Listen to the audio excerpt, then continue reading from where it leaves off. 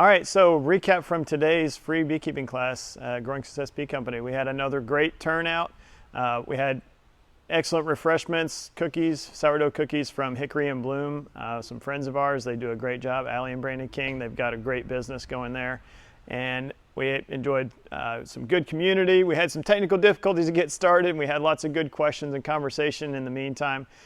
Jared Spokowsky, state apiculturist, he came back down. We're so grateful. He gave a great presentation on Varroa mites and also treatment options and different how the treatments interact with the bees and kind of cost breakdown.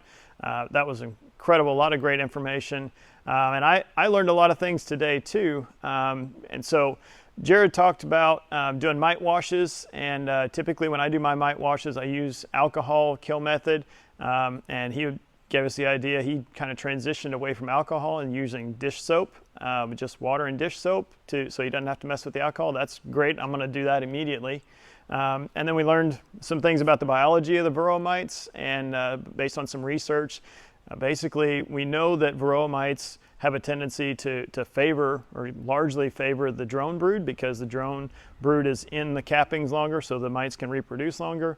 But that also, with some new research, that's carried over into the bee population as well. So the Varroa mites are also favoring drone brood in the hive. And then as the drones get kicked out at the end of the summer, the mites transition from drones to worker bees. So when you're doing your mite counts on nurse bees, that ratio can change pretty quickly depending on what time of year that you're in, and especially as you get into the fall, that number, your mite count, can go up a lot higher based on your nurse bees.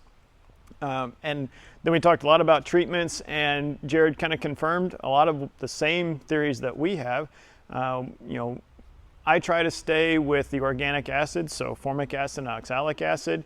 And the data and the research kind of shows that those are two of the most effective, with Formic Pro being much more effective, especially as it penetrates the cappings. But it's still good to be able to put, when you've got honey supers on, you can still use formic acid and oxalic acid as well. And so one of the concerns with formic acid is often the outgassing that at higher temperatures, when daytime temperatures are 85 degrees or higher. And so one of the mitigation techniques that Randy Oliver uses is to use the half of the package of the formic pad and basically use that foil on one side of the pad to kind of slow the release, that initial outgassing. So that's a great strategy. I'm also going to start doing that as well. So great turnout today. The weather worked in our favor. So after class, we had our in-hive inspections. We went out into the apiary here at the store and divvied up. Jared took a group and I took a group. Nick was our weatherman, and he did his anti-rain dance, and it worked. So we kind of stayed on the radar between the rain clouds, and we were able to have some great conversations, some great opportunities to teach people about bees and be in the hive. Lots of good questions and conversation. And just as we were finishing up, it started to rain, and so it was perfect. We had a great day.